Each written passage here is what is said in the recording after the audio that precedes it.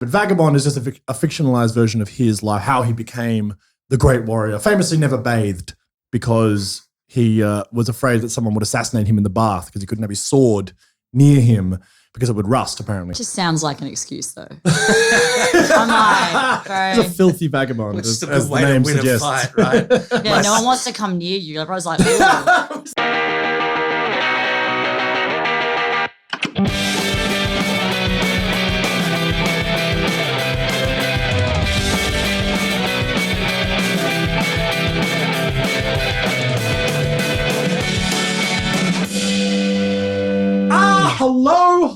Hello, and welcome back to Gateway to Anime. How are y'all? What's going on? Charlie, what's up? Hello. Oh, wait, that was like such a half-assed impersonation of you. I sort of started saying hello and then forgot where I was and kept on going. And I realized that's your catchphrase. Hi, I'm Charlie. Welcome back. Yeah, I'm good. Nothing really to report other than here we are, take 2 of the Samurai episode, which we'll get into later. We will explain that.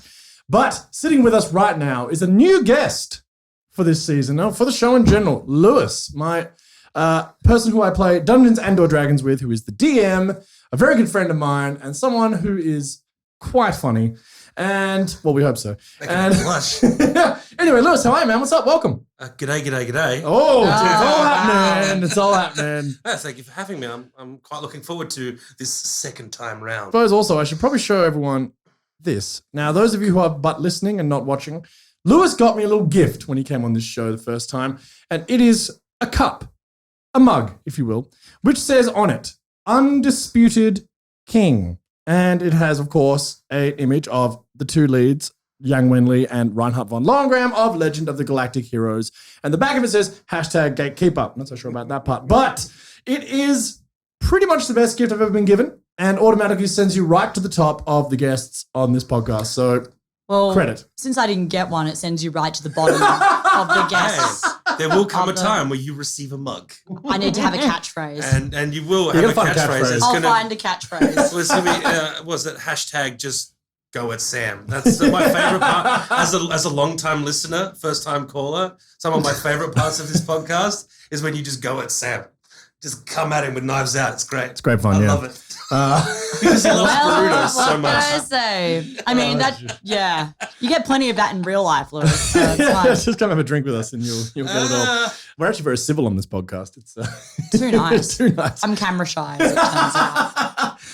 Okay, so as I've said, today is about samurai and ninja anime. We thought we'd split the two because, not as much samurai anime as you actually think there is, and especially for a specific reason because we're deliberately choosing to omit quite possibly the seminal piece of serialized samurai anime that exists. And we'll talk about that quickly before we move on. The reason we're doing a second podcast is because there is a show, and if we didn't mention it, people who know anything about the genre would be like, why didn't you mention pretty much the seminal piece? Well, there is a reason. The show we're talking about is Rurouni Kenshin, and that show is a huge part of both Charlotte and my anime journey, and it's a very influential piece of manga and anime in the industry and particularly in the genre. However, I spent the last podcast, we did Rurouni Kenshin, and afterwards we spoke about it, and the fact of the matter is that the mangaka was found in possession of and then charged with and found guilty of possessing child pornography.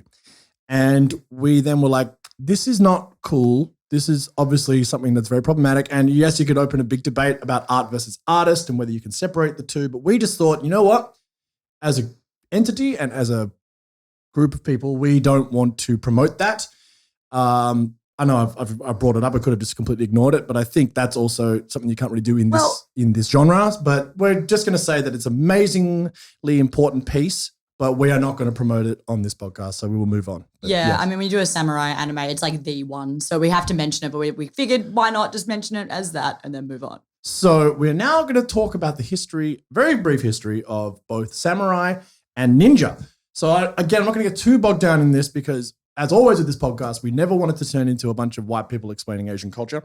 But as always, we are big fans, and this whole show is about people, us, who are huge fans of a certain genre and medium that we love, and we want to share that passion with you. And we'll just give you a quick history of these two because a lot of the history of both ninja and samurai gets rose-tinted glasses applied to it. It's also just such a massive pop cultural thing, not just in Japan, but in the West. I mean, the samurai ninja thing is pretty much, if you don't know anything about Japan, you know those two things. You've seen them, whether you've watched any Japanese art or not, because they are everywhere in Western culture. Yeah. So I think it's important to talk a little bit about that. And I will give you a short little history of both samurai and ninja, how different they are, and then we'll talk a little bit about some of the misconceptions and what they actually were as opposed to what they're portrayed as being. And of course, talk about some shows which you can watch, which are in these historical context.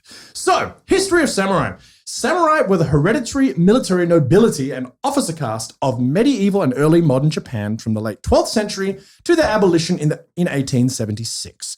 They were the well-paid retainers of the daimyo, who were great feudal landowners, and they had high prestige and special privileges, such as wearing two swords and the right to kill anyone who they felt dishonored them.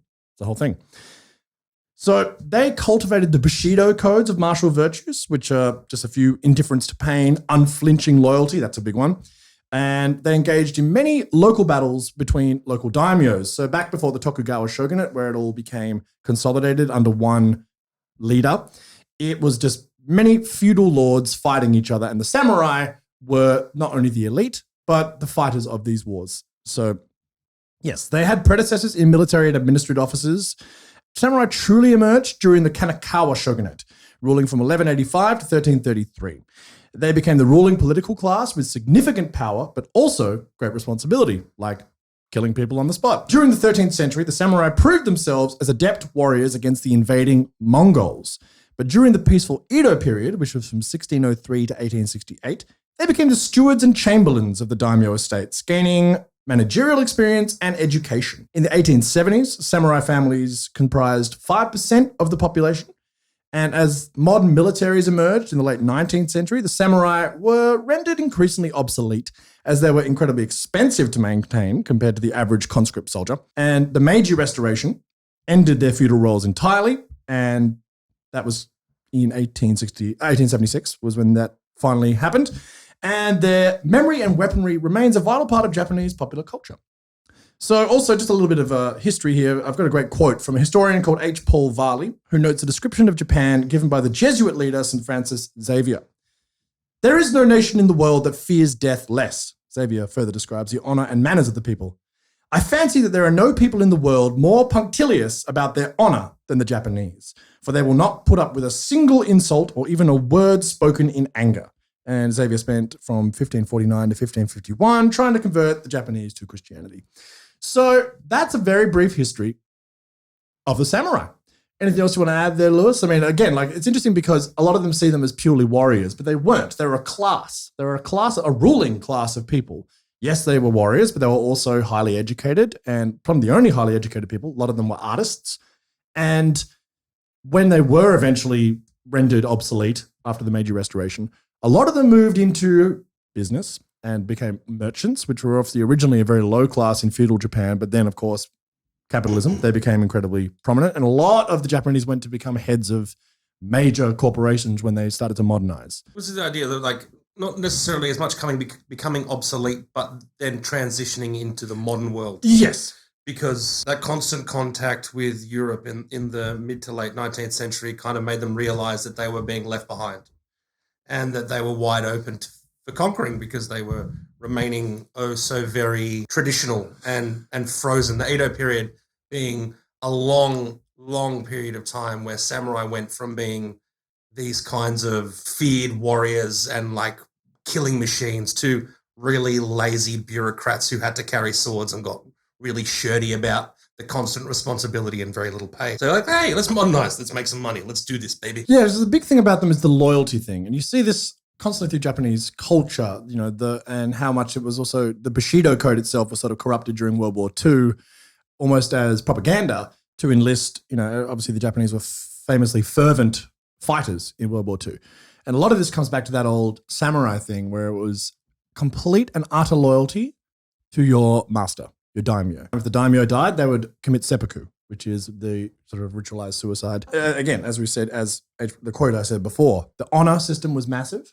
And yeah, it's just a fascinating thing. It's just everywhere in culture, you see the samurai in some capacity. And the Ronin, massive thing, of course, that is the masterless samurai, is a really interesting concept too, because it's kind of like, I mean, Guts from Berserk in many ways is a modern interpretation of a Ronin, masterless samurai, because again, if the whole Bushido code is about being entirely beholden to your master, what happens when one doesn't have one? You know, and it's so fast. And when you have this incredible skill set of being a warrior and a poet and all these things. So that's why the Ronin story is so classic and is all through Japanese culture and through a lot of these shows that we'll be talking about. Well, it's the funny thing is like through the excessive amounts of research that I've had time to do since we're doing this for a second time, the idea that samurai would then, you know, their master dies, so then they kill themselves. Quite often they were just taken up by a new master.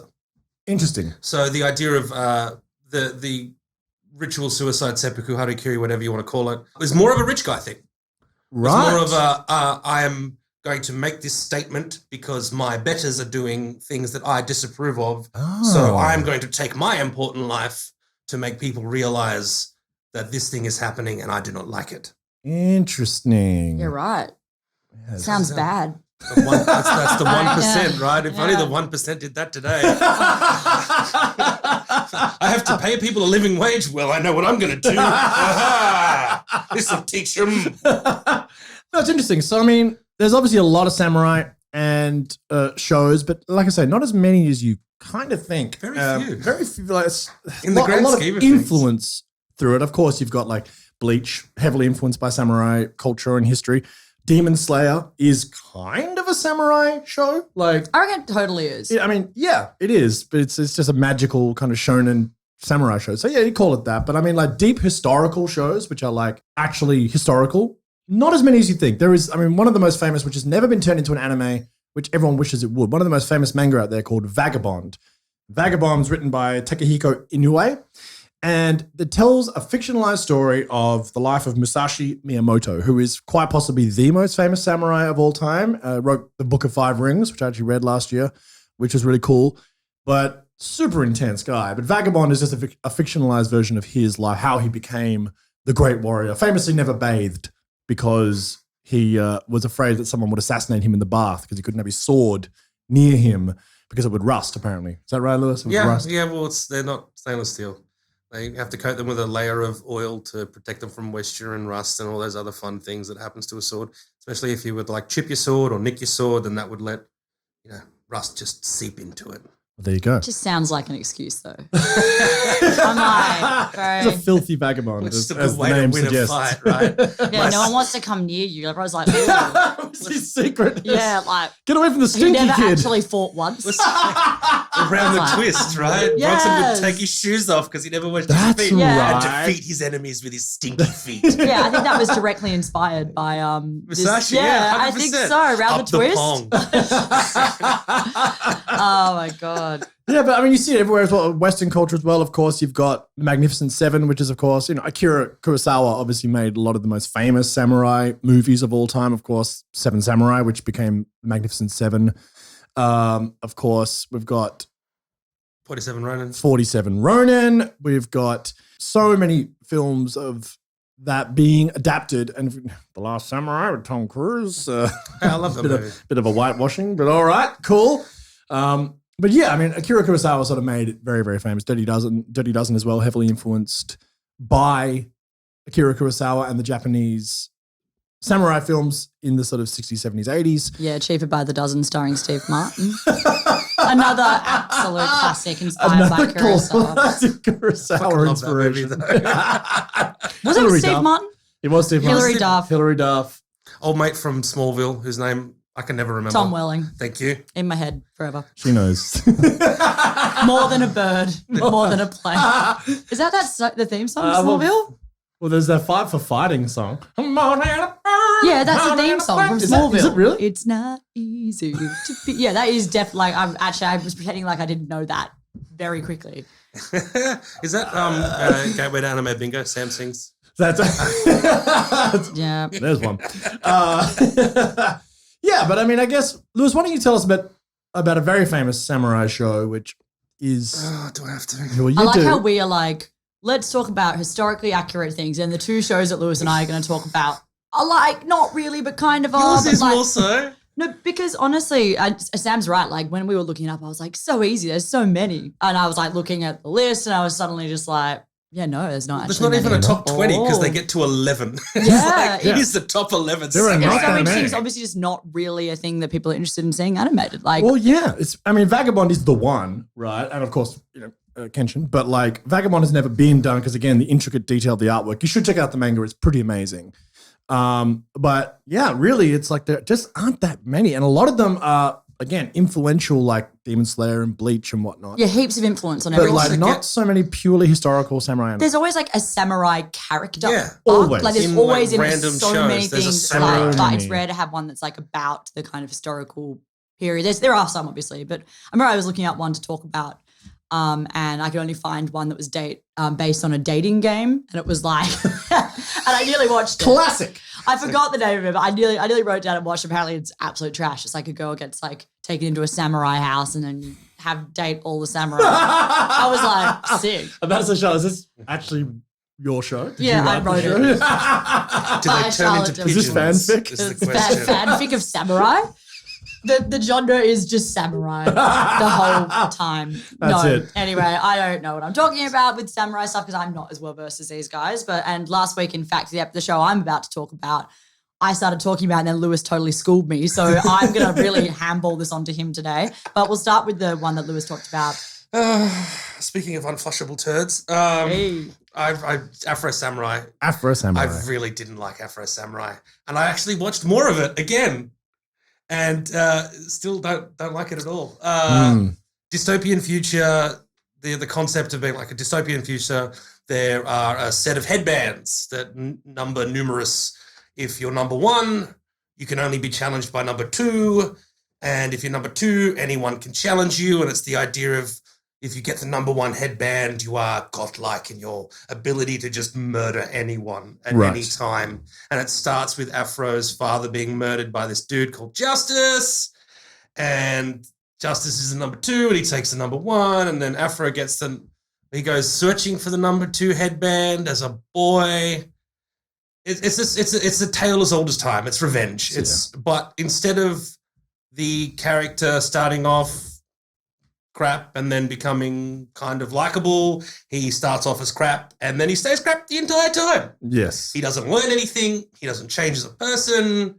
He just murders everyone he meets, including people he knew as a child. Oh. Including people who become his surrogate father. There's nothing redeemable about the story of Afro as a samurai. It's not a good story. There are two female characters in it, and they are both sex toys. So that's awesome. Like I love that in my anime. Yeah. Like we could just spend a little bit of time thinking like, okay, it looks fantastic. It's really well acted. The sound design's great. RZA from the Wu-Tang Clan does a good like portion of the music in it. That's cool. And as I was watching it, I'm going, no music, I'm bored. There's combat, I'm bored. And then the music starts up and I'm like, ooh, it's interesting again. Then the music stops and I get bored. And then they exposit in the middle of combat when they could have done it before or after. It's just... That's a classic anime trope across the board. Let me explain my entire motive right now. You're like, oh my God. But even then, You're like, just stab them mid. Like, the expositing happens and you're like, okay, we're going to learn something that's going to make Afro a more redeemable character. Spoilers. He is a bastard who got everyone who's ever been nice to him killed because he wants revenge. He's the bad guy in the story. Right, so an anti-hero. Like, I'm into not that. even an anti-hero, though. Not even an anti-hero. He gets small children murdered because he wants vengeance. He has a choice. Not get the small children murdered and get vengeance, or get closer to vengeance that isn't guaranteed, or not get them murdered and just give up vengeance. He chooses get them murdered. Right. It's Because famously also voiced, of course, by Samuel L. Jackson Yes. as Afro. And that's sort of, it was a big, I mean, it's incredibly popular. It's got a real cult following. You know, it's... It started off as small bits in a magazine. Then after the success of the show, it was made into 2 comic books. That's how little content exists. Yeah, it's very small. It's very short, Right. isn't it? Yeah. It's an very much. exhibition of illustration. Yes. Which, I feel like people, when they talk about Afro Samurai, it's very much for the aesthetics and for Samuel L. Jackson's voice acting and like everything. And serious star power behind it. And it is very rare for especially back then. When did it come out? 1998. Yeah. So this is early on. It's very, very rare to have like an anime with such a big Western powerhouse level of like talent behind it. You know what I mean? Like it aired later than that though, right? I think it was 2003 or 2004. Sorry, I just realised I forgot my notes. That's not that much later, actually, now I'm thinking about it. It's early for having that, like to have Samuel L. Jackson and Rizzo and whatnot behind an anime. That came out yesterday. Yeah. All the That's voice a big talent. thing for the time it came out. They're all fantastic. Phil all Lamar's the voice in it. talent, Phil Lamar, Yuri Lowenthal, John DiMaggio, Ron Perlman, like the list of this is a big deal for anime at that point. Fantastic voice actor, fantastic illustration, sound design, all of it's great, but the story isn't there. Yeah. It's like a game you would play on your mobile phone. Yeah, okay. You wouldn't buy it on a console. You wouldn't get it on the Switch. It's a 90-cent iTunes game. It's great for putting on a screen in an internet cafe without sound on because it looks great. But at the end of the day, if you're looking for story, there is none there. And just like probably how many episodes is it? 5 episodes. It's 152 minutes. It's a mini series. Okay, so it's not like crazy long. They're not drawing it like, but yeah. And obviously, I think if you watched it once a week for 5 weeks, you might find it a little bit more entertaining. But it's just, to me, I probably would love it, to be honest. There's nothing there. There's no character development. And obviously slightly influenced by Yasuke, of course, with the Black Samurai historical, which there is a show of on Netflix as well, actually. But again, you'd think that'd be a historical story about an actual person named Yasuke, who was a black slave who ended up in Japan and became a samurai. Crazy, amazing story. But there's mechs and magic. And again, in this Netflix Mappa adaptation, it's just like, why? No one can do like a straight historical samurai story, even if it's like, no, everyone's like, plus this, like, like you're plus kind of magic. It is interesting because it just seems like it is fascinating enough, and the whole world of samurai and history is so interesting. So it's just funny that people are like, plus this element, like it's weird, isn't it? Like, I wonder why. Because again, you got like Vagabond, you've got Genshin, you've got, there just aren't that many pure historical stories. Again, much more movies like Zatoichi. Great for the blind swordsman. Sick films. A whole bunch of them. Super, super cool. Obviously, Yojimbo, all kinds of Kurosawa films. And Wolf and Cub. Wolf and Cub.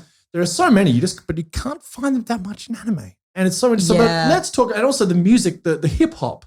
That's music a big part of the. Is a huge part of Afro Samurai, but also a huge part of Segway.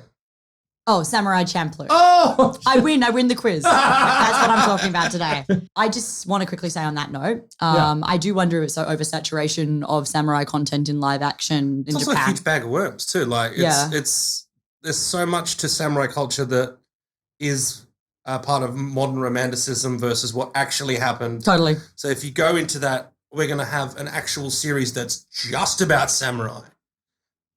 What do you get into? Yeah. Because there are periods throughout Japanese culture where samurai were not looked upon fondly. Yeah. They were looked upon as killers and murderers and ghouls. Well, the idea that they were murderers and essentially paid killers, and that the ruler of the guy who started the whole unification of Japan was known as the Demon Lord, like the Demon King, the Demon Killer. It's insane.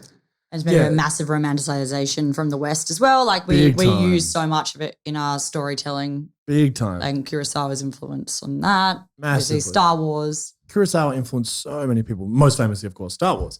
So yeah, it's just Sam and I's favorite. Our favorite thing. series. I've heard you guys like really love and know heaps about Star Wars. I'm really well educated on Star Wars. I know so much about it. I love how we opted to do an episode, and I was like, that was a wild choice. I was like, hey, we're learning. You guys got a lightsaber. It's a teaching moment. Yeah. Graham and Tom teaching us about something we don't know. We don't know anything about. It was good. I mean, okay, anyway. But yes, so back on things that are very much a twist on a historical take. I did Samurai Champloo. Samurai Champloo is a story about, it's set in the Edo era, which we've just kind of discussed a bit of. Peaceful times. The most important thing about this show that you will kind of remember is it's by Shinichiro Watanabe. So the same creator as Cowboy Bebop. So similar to Cowboy Bebop in a way that they married science fiction with bebop jazz. This one is very much married to hip hop. So it is a samurai era hip hop combination of a show, which is interesting because that is kind of common, as it turns out. So this isn't something that is kind of unique to the samurai. We're talking Afro Samurai. Oh, Flying Lotus did the music for Yasuke as well. So it's cool. one of those things where the whole show really leans into that aesthetic though. So it's not only just kind of like a historical drama with some hip hop music added on. There's like a lot of kind of like graffiti aesthetic or that kind of like, it's sort of a breakdancing. Yeah, it's a real they're breakdance fighting. It's a real mashup of the two styles. Unlike Afro Samurai, this show is like, I love it a lot. It has a huge part in my heart. It's one of the first shows I really properly got into after Bebop because I was like, hook it to my veins. And yeah, it's really cool. So do you want me to give the synopsis quickly? Yeah, you go. No worries. Then I'll handball it to Lewis because he knows heaps more about it, as it turns out. So basically the story follows a waitress at a tea shop called Fu. And she gets into a argument with a customer who is harassing her, who happens to be the son of someone wealthy or important in the village that she lives in. They go to threaten her. She notices a mysterious stranger in the corner who is just sitting there ignoring everything happening, but he looks quite strong. She ends up saying, I'll give you a bunch of free food if you help me. And he's like, absolutely. Anyway, so up stands Mugen, who's one of the other main characters.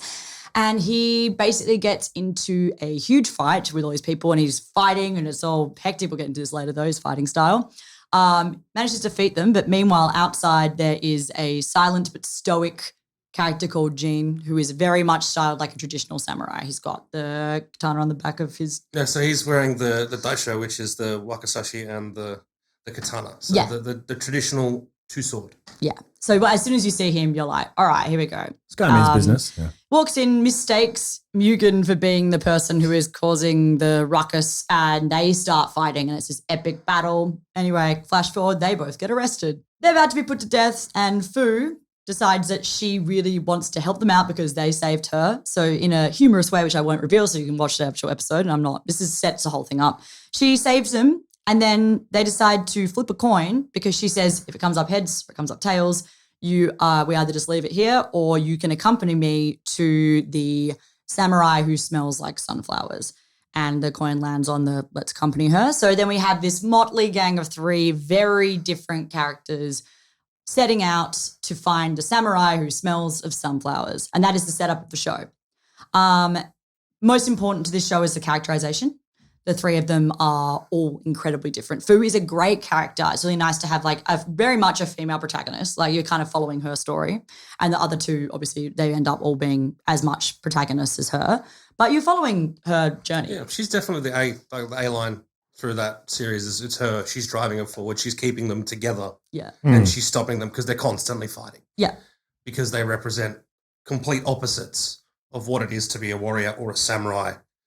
When like Mugen is rocking a tachi, which is a sword that's like 300 years previous, relevant to samurai.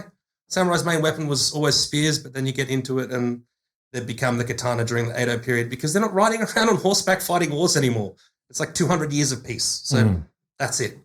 But he's got his tachi on his back.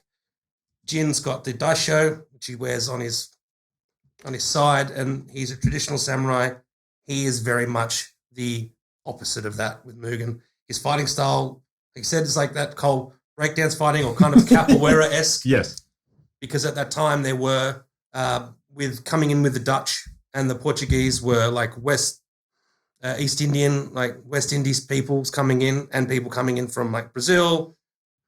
Capoeira started in Brazil. It's not unusual.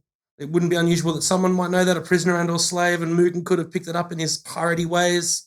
Yeah. Who knows? Yeah, it's not completely like outrageous, It's not like he's beatboxing running around. Well, that does come in later. I mean, there is literally beatboxing in this show. But they've taken it and they've actually just, there's a reason why I think this is married together because of that. Because Mugen's fighting style is so cool to watch. Yes. But yeah, when it's like very sloppy, but very cool. And he's got like, what, he got blades on his shoes? He's got like metal plates on the undersides of his sandals so he can use them to great effect in like blocking swords and also just, jamming sandals with metal plates in people's faces. I mean, I've spent a long time since I watched Champloo and like all I really remember is how cool Mugen's fighting style is. And Well, it's Jin's animated great. really And well. like as you were saying, like with Watanabe, it's always the music is always like the key to his works. You know what I mean? Like it's not Yoko Kanno this time though, is it? No. No. It's a bunch of hip hop artists. One, the main one is called Nujabs, Nujabs. You should look up. So good. Really enjoy studying to it. But Right on. it's just like really good, like kind of lo-fi hip hop kind of. It's not style. intrusive into it. Like if you're not sitting there specifically listening for it, it just kind of perfectly blends into the action of the show as a great partner to it. When you look at like Afro Samurai as an example, where you miss it when it's not there. Yes. And the piece is completely lifted when it's there. With Champloo, it's just a beautiful partner. It just comes in and it flows fantastically. It's symbiotic, isn't it? Yeah, And that's how Watanabe works. He makes the music tell the story, and it intertwines, and which is why he's such a fascinating artist. You know, It's a great show. It tells fantastic stories. It touches on lots of topics as well. You've got people who are being exploited because of their physical deformities and disabilities. They touch on like female versus male relationships and gender roles. They touch on people who are homosexual and their roles within society and how they're looked upon negatively or positively. It touches on a lot of really serious stuff, but also has a lot of fun. Yeah, well, I think it's just Watanabe he experiments with his shows, and sometimes he just throws out random episodes, which is cool. It's cool. Again, a classic kind of, not historical per se, none of these people were real, but heavily influenced by the historical context of samurai. And of course, another big one is Gintama. Obviously, Gintama, heavily based in the samurai world, but it's also a sci-fi and a comedy and a wild madhouse of things. It's just literally a parody of all anime at all times, but it is Massively. he is a samurai. Like Kentucky is the last samurai. That's like the whole thing of that show. But again, that show is just a complete piss It's about take. Tom Cruise. It's actually Tom Cruise plays Kentucky in the live action. Wouldn't put it past him. But so I mean, those are two different styled shows, which are, I mean, Champloo, huge ticks. Afro Samurai, No, not so much. not much. Again, more a style thing and very important. Like I say, it's when you track back, and because again, you go back into the 90s and whatnot, and this is early 2000s as well, isn't it? Champloo. Yeah, 2004. So this is early days of manga and anime coming into Western consciousness, and these were huge parts of it. Again, like the star power of Samuel L. Jackson, all these things that just hadn't really been done before. Obviously, people had seen Neon Genesis, they'd seen Akira, but they didn't have like Samuel L. Jackson playing the lead in an anime. Like that's the whole thing. 5 words during the entire thing as Afro. Yeah. But the big part of the reason that started is because someone put a figurine of Afro in Samuel L. Jackson's hand. Really? So the idea that a piece of merchandise drove something that is essentially to me just a merchandise or visual, it's where the money comes from. pushing his art style and he's pushing his product, but there's no story to it. That's where it falls down. I mean, Akira Kurosawa as well. Like some of those films, like Yojimbo is such a dope film. Yeah, but this is the thing, right? There's the tradition of samurai or ninja within that the culture of Japan is always very story driven. Yes. There's these huge epics, and the craziest part of it is they're from like the most part about real people. Often based at a on time like these great mythical heroes that weren't myths, they were real. Yeah, well, Musashi, for example, you read his story, it's like, this is nonsense. Well, I mean, who knows? Obviously, I'm sure history has distorted and elevated a lot of his feats, but the guy was undefeated and, was also a calligrapher and an artist and a poet and crazy, force of nature, which Vagabond we're going back on. But yeah, so, and, Zatoichi, I think there was a blind swordsman. Not actually Zatoichi, but they're all based in some kind of, not breakdancing samurai necessarily. He could have breakdanced. Hey, how do you know? I don't. I can't be You sure. weren't there, dude. I can't be sure. But Yasuke as well, obviously, which even though isn't the story of Yasuke isn't a part of Afro Samurai, but surely an influence. It was the kind of clearly. fascinating idea that he was such a large man, he's sort of foot taller than pretty much everyone else that he met in Japan. Right. He came as a slave to a member of the Jesuits that were trying to convert people in Japan and were quite actually very successful. They quite a bit. converted something like 150 samurais, including daimyos and other such people, and they ended up, becoming proper Christians, which is, an odd thing to think about. But the shogun at the time met Yasuke and was amazed by him, gave him the name that he had because there's no record of his name before that. Makes sense. And then he became this fixture within the community and within essentially that court. Right. And so, as he was a samurai, technically as he was a retainer of a lord, he wasn't traditionally like running around and fighting battles and doing all that kind of crazy stuff. It's like a lot of the times where you hear about non-Japanese samurai, they were just kind of around and they were on the payroll and they'd been given swords, but they weren't running around, lopping off heads and getting into huge battles. Where does the mecha come in? 'Cause that's what I want to know. That's what I want to know. Around the same time as the breakdancing. Yeah. they go hand in hand. Well, now we've talked a bit about samurai and a couple of great samurai anime. Let's talk about what a ninja or a shinobi is, because this one has been very much mythologized, even more so than the samurai. So, ninja or shinobi were a covert agent or mercenary in feudal Japan. That's basically what it means. Pretty simple. But the functions of a ninja included espionage, deception, and surprise attacks. Their covert methods of waging irregular warfare were deemed dishonorable and beneath the honor of a samurai. Shinobi were specifically trained as spies and mercenaries, and they sort of appeared in the 15th century during the Sengoku period, and antecedents may have existed as early as the 12th century, but as far as when like modern or the first sign of what people consider to be ninja, it was the 15th century, so after the samurai.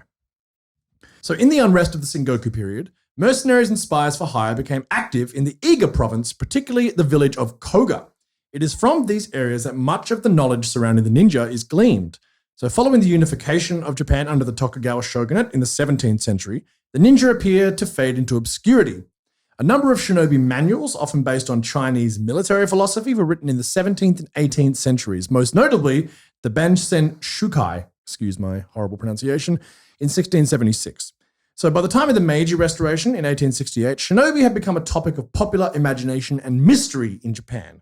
Ninja figured prominently in legend and folklore, where they were associated with legendary and supernatural abilities like invisibility, walking on water, and control over natural elements.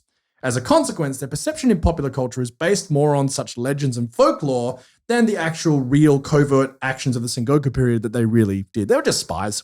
And yes, they were trained in covert Guerrilla fighters. acts. Yeah, 100%. So, yeah. So despite many popular folktales, historical accounts of the ninja are actually quite scarce. Historian Stephen Turnbull asserts that the ninja were mostly recruited from the lower classes, and therefore little literary interest was actually taken in them. So the social origin of the ninja is believed to be the reason they agree to operate in secret, trading their service for money without honor and glory, like the samurai. So they employed ninjutsu, which was and is a martial arts strategy and tactics of unconventional warfare, sort of guerrilla warfare and espionage, as you say, guerrillas. While there is an international martial arts organization representing several styles of ninjutsu, the historical lineage of these styles are disputed. So ninjutsu is not a centralized entity like most modernized martial arts, such as judo, karate, or aikido. So Tokugura Ryu claims to be the oldest recorded form of ninjutsu and claims to have survived past the 16th century. So ninjutsu involved training in free running, disguise, escape, concealment, archery, and medicine, skills relating to espionage. And obviously assassination were highly useful to warring factions in feudal Japan. So instead of sending the samurai as basically your frontline warriors, your highly trained sort of like Marines, I guess, the ninja were the special ops and hidden secret. And again, as I said, because they were recruited from the lower classes, it was all a bit secret because they were performing dishonorable acts. Which is funny because when you look at Musashi and you read the Book of Five Rings, like this guy's famous for doing dishonorable things. It's so funny. It's like, all the samurai have such a code of honor and stuff. And definitely that exists. But like Musashi would do things like hide in a tree all night and challenge someone to meet him at a tree at 6 a.m. And he was hidden up there from midnight. And when he brought all of his men there, just jumped down from the tree, cut the guy's head off and ran. And it's like, I'm not sure how honorable that is. But it's interesting, again, how it sort of gets slightly co-opted. But it's just victory was the key. I feel like now, and like particularly our fictionalized version of ninjas, there's a lot of honor involved in it. Funnily enough. So I feel like it's quite interesting how that's sort of been. It comes down to secrecy.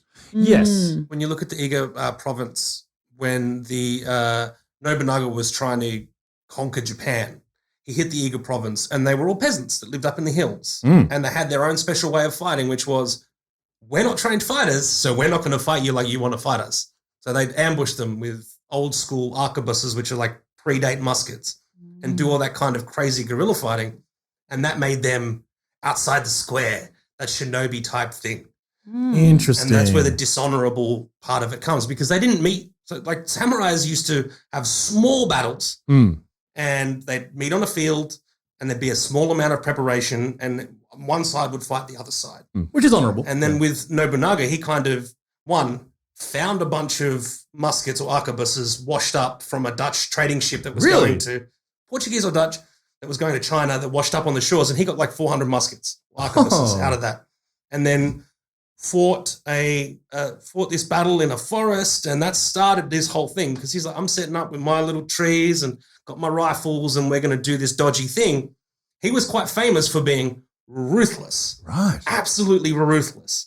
And just didn't care about the convention of proper warfare because it was about winning. Yes. I'm going to unite everyone. And then so when they get to the Iga province, again, we go to this next step of this guerrilla warfare, fighting outside the conventional square. So they're all dishonorable. But that did develop into those kinds of shinobi-like traditions of secrecy and spies. They used to, if their villages were getting taken, they would kill their own children. Jesus. To keep the secrets secret. Fucking hell. It's kind of intense when you dig deeper into it. Female shinobis too that were like trained assassins and that would use their wiles and their guile to divinate get all the information and secrets out. Quite famously, one of Nobunaga's biggest generals was murdered in his bed by his concubine, who is 1557 or something like that. Wow. Where he was, and it's possible that it was a shinobi that did it. Interesting. So, just spy vibes. Yeah. Spy vibes. Yeah, basically, yeah. But of course, and again, there's always a ninja character in everything, even in the West. You know what I mean? Ninjas look cool. There's just so many. It's been popularized so much in both Western pop culture and Japanese pop culture. And of course, heavily influenced so many animes. Naruto. Yeah, we can't one. not mention Naruto. I was about to be like, when did Genjutsu come into it? Like, I was like, Naruto, that is like the magical powers. The eye power. Yeah, but this is the thing, because they were so clandestine and, they got this idea of, they're magic, and that's kind of where this, it's been put upon them as being, and of course, so many things like the show that I'm about to talk about. And one of the most prominent movies, there are three big movies that came out in the 80s and 90s: Akira, Ghost in the Shell, and Ninja Scroll. So Ninja Scroll, a 1993 animated film written and directed by Yoshiaki Kawajiri, who also made Vampire D Bloodlust, The Animatrix, and was a guest character designer on Legend of the Galactic Heroes. Oh, did you find a way to talk about I found a way to get it in there. During the ninja section? It will always find its place. It's always relevant. It's never not relevant. Editing Wikipedia articles constantly, just adding Legend of the Galactic Heroes into everything to make it relevant. Yeah. No, but this guy is a legend. Okay, Kawajiri is an absolute legend. So he's also, he did the storyboards for Chiya Yafaru. He did Overlord and One Punch Man Season 1 storyboards, Attack on Titan Season 3, Demon Slayer. He's like Decadence, Jujutsu Kaisen. Like, he's still working and killing it. No, that's pretty lit. He was also one of the founders of Madhouse. So, this guy is absolutely... So, Kawajiri started working at Mushi Productions, which was Osamu Tezuka, Astro Boy's company, the first kind of big animation studio for serialized shows. And that was until it closed in 1972. Then he joined Madhouse as one of the 4 co-founders, and in the late 1970s was promoted to the animation director.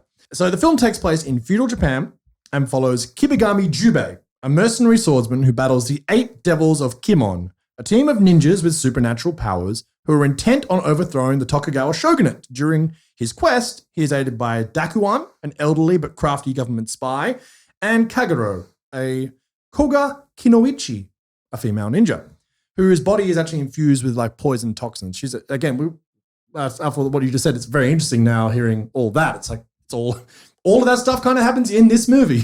So this is one of the most important and influential anime films of all time. Alongside Akira and Ghost in the Shell, it was responsible for increasing the popularity of adult-oriented anime outside of Japan.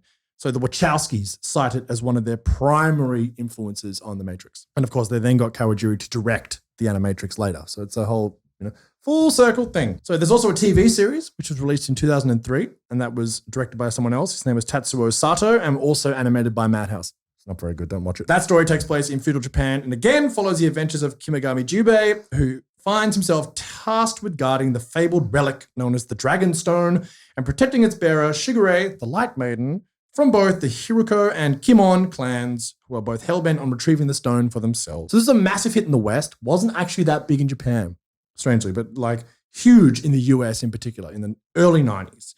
And the film was actually a tribute to the works of Japanese author Futaro Yamada, who throughout the 60s wrote many historical novels about ninja. Interesting because the film is dated, right? And there is some very, disclaimer, very problematic content. Yeah, it's huge content warning on this one. Huge content warning on this one. And again, as I said, the adult nature of it is the perfect description because it was like the first time I think the West had really seen. It's R-rated, right? It's fucking full on. And yeah, it's so R-rated. violent. There are 2 scenes of sexual assault, which are like, one is fucked.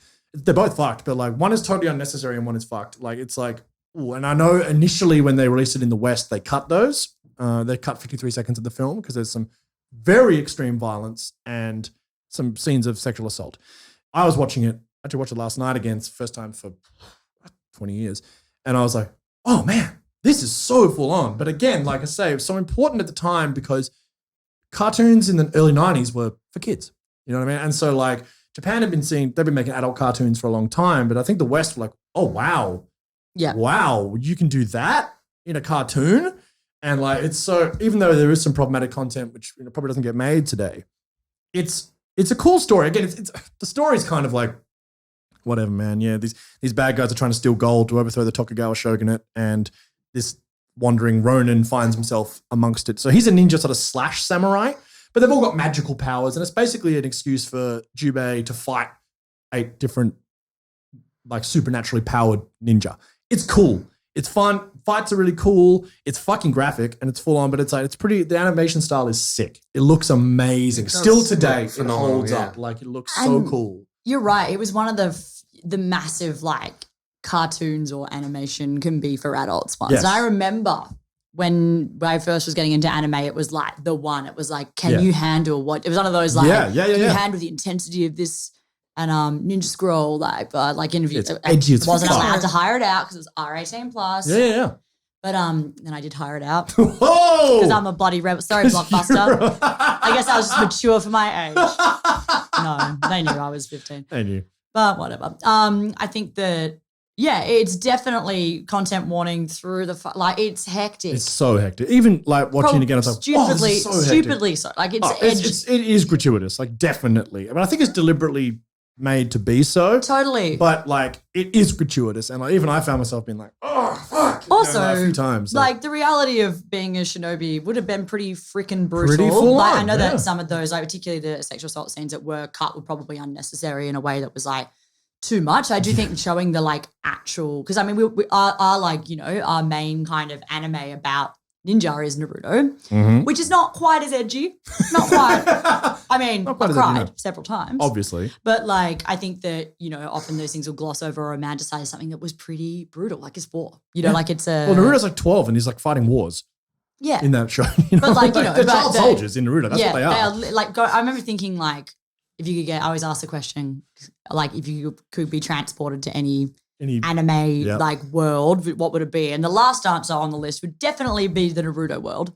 Because you're always at war. Unless you're Naruto, you're just some random ninja getting assassinated, like some didn't pass the tuning exam, died in the forest. Like that'd be me. And I'm kind of like, this sucks. Like unless you're literally born with the fox spirit inside you. Yes. Well, not born, sealed. Like the chosen one. Yeah, like you're pretty fucked. Like no one has a good time. No. I probably would aim to be like Iruka sensei. No, you want to be the guy who runs the ramen store, man. That dude's got it sorted. Yeah, you're right, actually. Making ramen protected by Naruto forever. Forever, because he was the only person who just showed like him raised kindness. Naruto. Just the one time working like retail / hospo is like the best gig in that universe. Like, Well, you know, Yeah, totally. God forbid Sweetest you're guarding a temple and then some dude with a fox spirit turns up and kicks the living shit out of you. Yeah. Like, come on, man. Like, I was just learning how to do throws and this dude had a fox spirit. And Yeah, that's a it's very unfair. good. That's a very good way of describing the journey of that show. 'Cause Yeah. it starts off like cool ninjas like fighting with each other, doing this cool like stuff, and it's like mecha. Yeah. At the end, it's like All of a basically a sudden, fucking mecha this show. dude goes next level. It's like being Yamcha. That's like amazing. Exactly. I can fight real good. Yes, but I can summon the spirit of the world to kill you. You're like, Give me your power to kill Yamcha. I've only just nailed the clone jutsu. That's it. But then I get killed. That's a pretty good I thing did to it. nail, though. Did The one clone's shadow hard. clone and then got killed. Like another example, like, you know, that first episode, it's like, oh, he can do the shadow clone. It's like the rare, like forbidden technique. It's just like heaps of people do it. Later, it's like, wait a minute. Yeah, there's one bit where Kakashi does like 50 of those. So Yeah. actually, someone cited that as a massive plot hole. They Yeah, were like, so, what? is he the most powerful? Because it's meant to be like insanely You can't hard. do it, yeah, that's the like, thing. Yeah, I don't know. Everyone's doing it. Anyway, that's it. Come on, plot We- hole. We've been Plot hole sidetracked. in the Fantasy Ninja series. Yeah, we'll with get too bogged gods. down in that. Wait, it's fantasy? What? But yeah, so interesting. You're talking about again, like the female ninja Kagura is, despite the fact that she gets sexually assaulted twice, is a great character in respect that she's in a man's world very much, but holding her own. Like she's a badass. Like she is like her job is to be a poison tester for the Lord, and as a result, like she's immune to poison because her body's just filled with poisons. So like if someone does try to sexually assault her, they will die because she's poisoned the shit out of them. And she's like Right. always like poisoning people and shit. And she's pretty much the only competent ninja in her group before she meets Jubei. And like it's almost good on the feminist side, but then I it's just like, don't know who but could sell then that. it's not because it's just like, why is this happening? You know, it's like, it's fucked. I do wonder with the poison immunity thing. That is such a trope in anime. I'm trying to think, and also like interesting. 'Cause I'm thinking of Hunter x Hunter now, and I'm thinking of the Zoldyck Yep. assassins. Yep. And I'm like, that's their whole thing. Ninjas. And they're ninjas too. And ninjas. So I'm like now just Yep. going like, okay, they're not technically, there is actually a ninja character in that show. They're not, but they're That's obviously like heavily inspired by So that. inspired Is that by a it. thing that people used to do to get immune to, can you be immune to poison or is this a fantasy anime thing? You can become immune to venom. Like, as an example, when I was a child learning to swim in Coleroy, I spent 6 months getting stung by blue bottles. Then 10 years later, I stepped on a blue bottle in the surf, didn't notice it. So you're a ninja is what you're telling me. You are the Is poison actually- we have a specialist. ninja on an Australian ninja on this. Wow. The poison specialist is now Lewis. Well, all I'm saying is, Very specifically only for blue bottles. if you need to find a blue bottle we'll send you in. Send you in. and I Acrobat's haven't tested assistant. that, Go. it hasn't been tested in 15 years, but You you know. don't do that. Yeah, don't get But stung by a literally, blue bottle. you know, I walked out of the surf with the blue bottle wrapped around my leg, and then my sister's like, "That's a thing," and I was like, ah, "Look at that!" And the only thing I could think of is the fact that as a child, I got stung so often that it made me scared of the water. Yeah, And you can build up immunities to stuff, so I get it; it makes sense. yeah. I'm sure it's highly. I'm sure it's highly fictionalized at the same time. Fictionalized, Everyone's yes. just like, we've drunk every poison under the sun, It's and like, now we're you like, did. I'm like, Iocane whoa. powder, right? Yeah, but it's. Is this a vaccination thing? Because Because I'm here for that. She's vaccinated from poison. That's what From it was. all Yeah, poisons. all This is poison. why I go out of my way to lick every doorknob I can find. I am I'm so more immune. powerful than you immune. could possibly Just walk around comprehend. with Chicken pox parties, poison parties. I walk around with a mouthful of coins. It's just That's how it works. I'm Yeah. genuinely going to look that up though, because I'm interested to see where that trope comes from. Yeah, well, I mean, 'Cause it's obviously, everything. It's a thing, but obviously like- the ninja were well versed in poisoning. As Of you course, said, it's like, a that's a covert option to kill someone you wouldn't be able to get so, close so to. many normally. powerful daimyos and shogun became so paranoid that they were going to be poisoned Yeah, or that they were going to be assassinated by someone like that. It Yeah. was non-stop. Like Nobunaga became so paranoid. Like Tokugawa Ieyasu, who was the big shogun that unified Japan, he was paranoid all the time. All these guys were, because they were always surrounded by hundreds of soldiers. there's always someone You can't coming. just kill them straight out. So what, you can just be like paranoid all the time. They're going to poison my food. They're going to poison my drink. They're just going to get me. I mean, it's like the Totally. Cold War era Russia. People Oh, did get poisoned. Stalin was paranoid about being Well, assassinated. when you look at it too, when you think mean- about it, traditionally, like when you look at serial killers and stuff like that, poisoning is a typically female gender, right?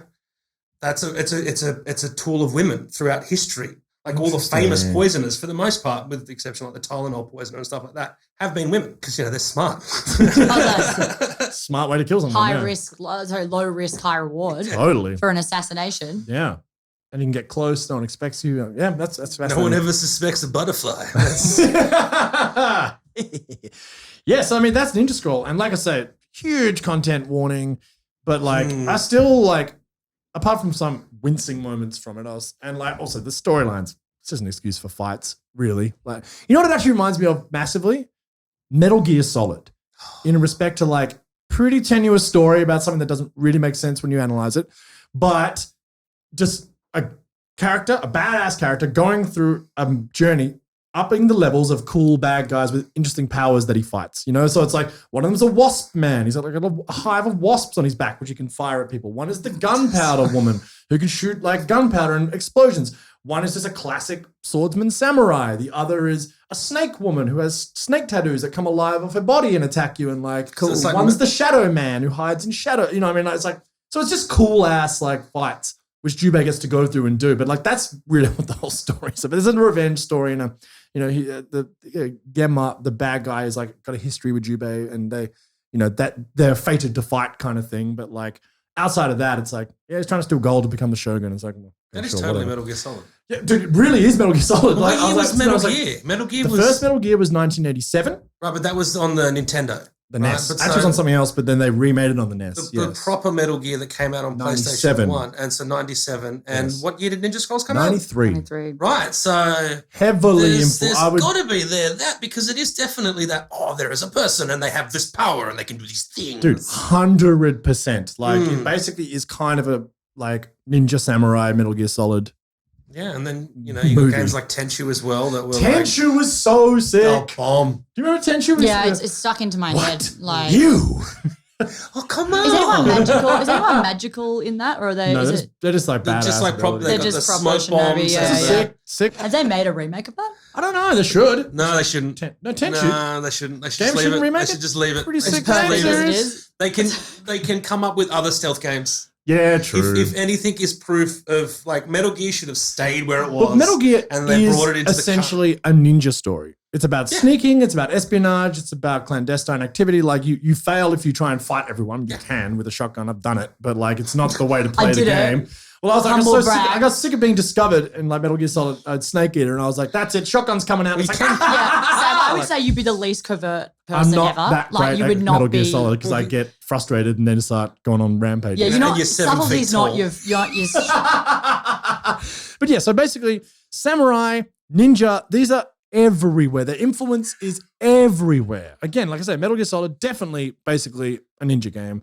There have been so many stories in the West, that terrible movie series in the 90s, which I actually watched and loved as a kid, called Three Ninjas, the three brothers. Did you just call the Three Ninjas terrible? Well, I haven't watched it since I was like Excuse 7, me. so maybe Next it is thing you're going to dope. start on Surf Ninjas? I don't know. With Rob Schneider? Man, when I was Excuse me. there've been some interesting interpretations of ninja over the time. Like the Ninja Turtles television series that you're going to start on that There you go. next? Of course, Ninja Turtles, massively. Master Splinter, like it's everywhere. Or the movies where they've got Tony Shalhoub voicing Master Splinter. Does Tony Shalhoub voice Master Monk is Master Splinter in the live action movies. Wow. Oh, those 90s films? No.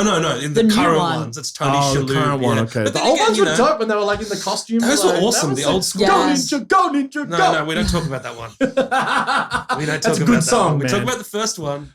The first one was phenomenal. Yeah, but look, it's mate costumes better than CG Better a lot of than the time. CGI. Oh, so much so cool. Yeah. Yoda, way better as a little puppet than he is as a CGI man. With the rose-colored glasses of time and distance, and you think, but if you go back and watch that first Ninja Turtles, it still looks phenomenal. Yeah, it's still sick. And it's dark and it's gritty and it's fantastic. And then they were like, kids like turtles, we're going to have a giant snapping turtle and an angry little wolf, but we're going to make them like babies because they can't kill anyone. Oh, yeah, of course. Yeah. We can't make these super powerful creatures that would genuinely just eat you. Yeah. They're Mutant babies. Ninja They want to play. Turtles. They want to play games.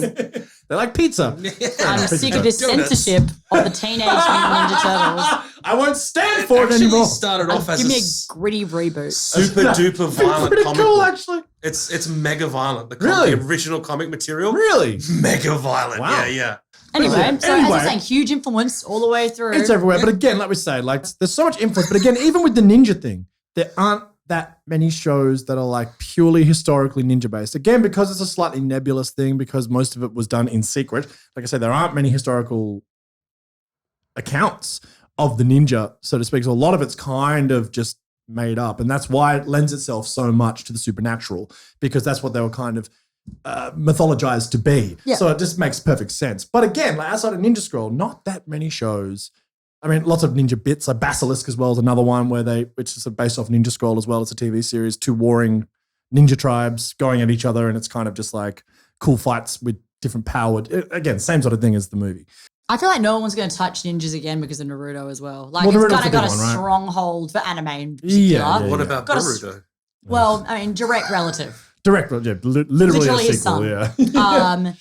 Yeah, and I think that because that was probably one of the biggest, Oh, massively. the biggest animes to hit Yeah. over in the West. Like And everyone's then, watching. and you know, and Gintama, so massive in Japan for the samurai thing. Like it's still everywhere. The influence is always around. But those are our suggestions. If you want to check out some samurai shows, there you go.